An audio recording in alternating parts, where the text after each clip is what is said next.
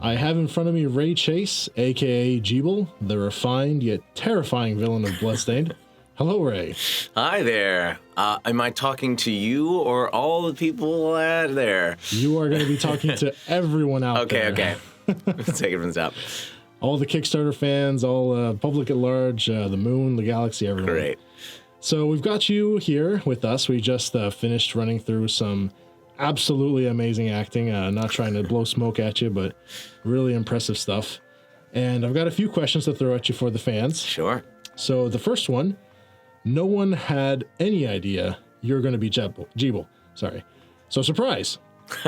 Can you tell the fans a little about your own history and love of Igavanias, just so they know that such an important role is in good hands? Thank you very much, first of all. I'm really excited to play this part and some other interesting secret parts that you guys just threw at me. Some really, really fun stuff in there. I've been following this project for a long time because I've worked with Rocket Sound for a number of years on other projects. And when I saw that they were a part of the Kickstarter experience, I got super excited and thought that maybe one day I'll get the audition to do this game when it comes around time. Amazingly, I booked the part, and I've had a wonderful time. I've played many, many video games in the past, Igavania types for sure. The Metroid series I really like, and Symphony of the Night is just an incredible experience. The music, the graphics, the moment, the halfway point, you know what I'm talking about? Absolutely. It's life-changing, that game. Yeah. I'm really excited to play Bloodstained. I have in front of me the incredibly talented Kari Wahlgren. Hello, Kari. Hi. Kari has given us her wonderful voice to breathe life into Gremory, a fearsome demon that will probably give players a few problems, and she's super awesome and nice, so we get to ask her a few questions. Okay, number one, Gremory isn't exactly nice, unlike you, or human for that matter. Can you talk a little bit about your process for becoming the character? Oh, I have no process. I just tap into that dark side that we all have and let it out. It's fun. I think playing the evil characters is always more fun because you just get to channel all of that good badness. Yeah, let everything hang loose and vent. Yeah. That sounds good. When voicing non-human characters, speaking of, do you perform differently, keeping in mind that your performance might have special effects or other things added later? Not really. I mean, we always try to approach a character, even if it's an alien or something like that. You know, you try to come from the character standpoint first. Mm-hmm. You know, and what's their motivation? What do they want? So it doesn't really matter whether she's human or not. She's got things that she wants, and she's gonna get it. Makes sense to me. Hello, Christopher Swindle. Hello. The voice of Alfred, none Yes. other. It's a pleasure to have you here. We've just finished recording. It's amazing what you're able to do. Well, thank you. It's really, really amazing. So let's just get some quick questions out of the way for you and see if we can make it interesting for the fans. Of course. So the first one, the fans are probably going to be surprised to learn someone so young is playing Alfred. Wow, stop. So young. No, really, keep it going. How do you get into the mind of the character to achieve that real sort of authentic sound? Well, you know, I like listening to people. I like listening to older people talk, and that kind of wavering thing they do in between the phrases, or, you know, maybe watching their mind work or not work while they're talking slows them down a little bit. Alfred has some age on him, and he's got some miles. He's got history, and those characters are fun. I like them the most because they're a little broken. Fair enough. Yeah. Fair enough. So speaking of Alfred, he's a master of alchemy and the arcane arts in the game. If you could wield one type of magic or spell, what would it be? Ooh, that's a hard one. Invisibility. Invisibility. Yeah. And why is that? Maybe not. That would be awful, wouldn't it? Because then you know things that people are trying to keep secret from you. Right. Okay, time travel. Time travel. Fair enough. I think I'd probably choose the same. Okay. So I'm here today with Jamie Mortellaro, the English casting and voice director for Bloodstained. And we're going to grill you the same way we did the other actors, because fair is fair. Yes. So can you tell the fans what you do during the voice recording sessions? I'm the casting director and performance director. Basically, I guide the talent through all the scripts and their intention and their motivation for the character and what's happening in each scene and the arc of their character, in the arc of the scene, and in the arc of the story. And I work very closely with Roberto behind the camera and our clients through an interpreter, which is always a lot of fun. It's there's some things get lost in translation, and that becomes part of the fun. And we've had just a really great time working on this. Great actors. We've got some unbelievable talent in there, and many people you recognize. Some you might not. And but we've just had such a riot with this game, and working with Iga and his new project. We've just had fun from the beginning, and we've been working on this, putting the casting together for probably at least 2 years now, starting with David Hayter. Right. And it's just been such a great ride, and the dialogue is amazing. And we were talking, it's sort of the spiritual cousin to Castlevania. Right. And all that, just that great, could I say eagerness? Yeah, sure. He actually, believe it or not, has his own genre, Eaglemania. Eaglemania, yeah. You know. You could just see it in this game, in the writing and this all the gameplay. So it's been just so much fun being a part of this and working with Iga. Yeah, absolutely. I would definitely agree with you there. Speaking of translators and all that good jazz, what's it been like working exactly with a client that's overseas and in Japan? And we have people here, have people there. Yeah. It's been. That's always one more element, one more challenge, because you're using a translator, but we're all speaking the same language of games, and you sort of know the genre and you know what you need. So there's a bit of problem with the time zone, of course, and that's always very interesting because Iga and everybody, they're getting up at 3 a.m. to work with us, and then of course we had Roberto and Mana here. Working with us here, but he gets up at 3 a.m. recording with us, 3 a.m. Japan time. Yeah. And so that becomes difficult for them, and you sort of sympathize. But as far as the process, we're sort of used to it. We're sort of used to working with clients. I'm used to work with clients all over the world, and there's translators and difficulties with that sometimes. Sure. But it hasn't been a problem really on this. We've just had such a fun time doing it, and the translators are great, and they bring their own spirit to it, and all we're doing is smiling and laughing and being a part of this process, and it's just been great. It's definitely been a lot of fun, that's for sure. As an actor and a fan, what's your favorite part about getting into a role like this one and the other ones that you've done, and how do you do it? Any challenges?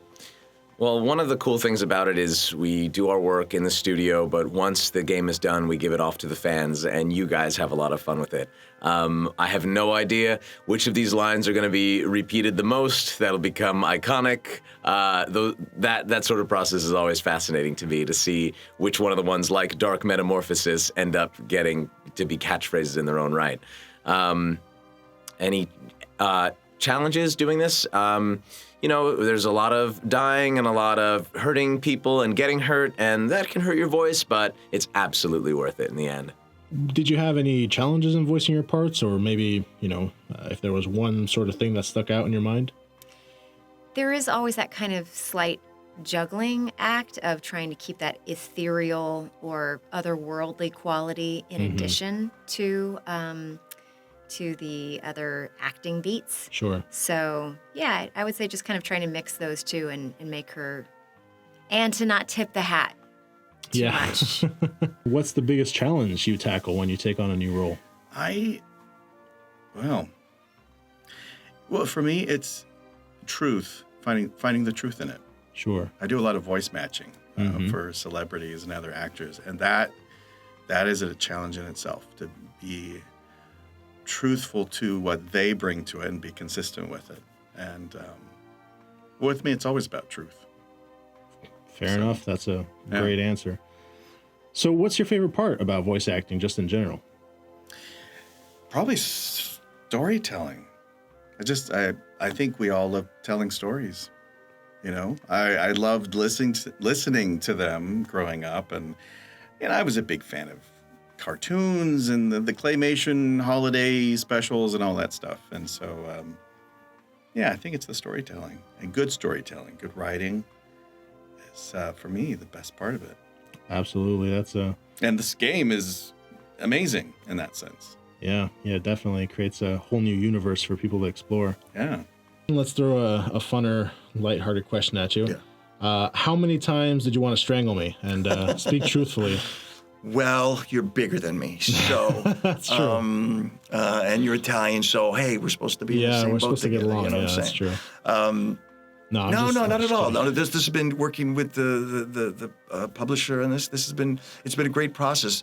Sure, like I said, sure. working in gaming has just been one of the brightest spots in my entire life, because everybody's in the same boat and everybody's working for each other. There's zero egos going on when you come Right. into these rooms. Everybody wants to be a part of it. Everybody wants to be part of the solution, not part of the problem. Right. And we're just going for the best thing. Everybody has one goal. There's no hidden agendas. Yeah. Everybody's got one goal: to do the best job you can. And I'm working, on this project at Rocket Sound, so I've got a great support system here Yeah. that supports me to do the best work I can to help, publisher and the developer. Yeah, definitely. I mean, it was. I came in sort of expecting, oh my gosh, sort of Hollywood business types yes. and Yes. egos and all kinds of Yes. But just like you said, it was absolutely a pleasure. I mean, none of that happened, and Good, man. I mean, it almost felt like just a bunch of old friends, in the trenches. So. Yeah. And then you get, what I try to do as a director too is create a environment of safety for the Sure. actors and for the writers and whoever, so that they know that they could experiment, that there's Sure. never going to be some judgment on them, or they have to be a certain way. So when the actors come in the room, they feel completely free and they trust me. You Right. create an environment of trust, so that they say they'll try and experiment. And sometimes when you're experimenting and doing those things, we find new moments and we find this wonderful joy in the performances, and it does come out when the actor's relaxed and everybody's happy and feeling safe and working really hard, because we do bust our butts. You feel it in the performances. Yeah, absolutely. I can totally agree with you. If you could have one spell or magic power in your quest for world power and domination, what would it be? Everybody knows that the only way to really stop a protagonist in a side-scrolling game is to just make an impassable wall. So that's what I would do. I would just have impassable wall power. Got it. So you would basically be a programmer and modeler. Yes. Got it. That's perfect. So, shorter one for you now. What's your favorite Igavania quote? Dark metamorphosis. Dark metamorphosis. I love that. Oh man, that's awesome. Just a lighthearted thing now. Favorite game if you game, and color and food. Oh gosh. Oh my gosh, I can hear my thing through my headphones right now. Oh, that's okay. Did you hear Don't that? worry. It's live take for the Hysterical. fans, so they Live, know right? we're not lying about anything. That's right. It's all happening right It's all happening right now. now. I'm a terrible gamer. That was the headphones way of trying to save me from answering that. Yeah, because I like the old retro ones. Sure. Like the old Mortal Kombat. Oh, Like wow. number 3. Sure. Where Sonya's in the Jane Fonda workout gear. That's probably my favorite. Wow, well, it's a good thing. It's a good thing you didn't challenge me then, because I'm really bad. You would have made me look bad. If you could talk to Alfred in the real and give him one piece of advice, without spoiling anything for our fans, what would it be? Well, probably watch your back. Ominous and intriguing. That's I all don't I think can we say. could ask for more. If you could be one character in the game, anyone at all, who would it be and why? But no spoilers. So, Sure, I guess understood. choices are Miriam, Gebel, Zangetsu. I would have Others. to say Zangetsu. Yeah, that's fair enough. Yeah, he's just great. Yeah. He's got a point of view. Yeah, that's He's got a definite point, a point of view. he's got a point of view, and he's got a lot of other pointy things that Yeah. wouldn't want to run I just into. love him. He's great. This is a bit of a twister, but it's straight from one of our super community users, Zombie Mike. there's a historical alchemist named Jabir, and that would sound a lot like Jibiru in Japanese. What are your thoughts on the name Gebel? Zombie Mike, I really think you're onto something. The research that you put into this really makes a lot of sense. The alchemy part of it, well, as much as I know about Gebel himself, he does have a bit of magic powers, so it just might end up making a lot of sense that you are on the right track. Can't say for sure, though. Oh my gosh, mysterious to the end. Last but not least, just because we don't want to, we've worked hard enough and we're wrapping up now. Yeah. Is there anything you want to tell the fans, tell, everyone out there that backed the game and everyone who will eventually buy the game out there? Buy Bloodstained. It's amazing. Wait till you see this. It's so much fun. I've had nothing but a riot working on this. Yeah. And I hope you guys like the performances, because I know you're going to love the gameplay. I know you're going to love the story. I think it's just been such a great recipe for success and a really fun game. Yeah. That you guys are going to like it. All right. Well, thank you so much for your performance, for your time. It's really just been an amazing pleasure. And I'm pretty sure that once the fans get to hear all the great work you've done, they're going to agree with me. Thank you. I had so much fun in this. You guys are going to love this. Awesome. Okay. Thanks so much, Christopher. Thank you. Last but not least, do you have any message to the fans or, the Bloodstained community at large? Well, I hope you guys like the game. We always appreciate your support, and keep playing. Thank you so much, Kari. Bye-bye. Mr. Chase, Ray, you've been, like I mentioned, absolutely fantastic. All our actors have been really just amazing, but I never get sick and tired of saying that. So thank you for all of your hard work from the fans, from the Kickstarter fans to new fans. I just want to say thanks on all their behalf. And hopefully we get to see you again soon sometime. Thanks for having me on, Roberto. See you next time.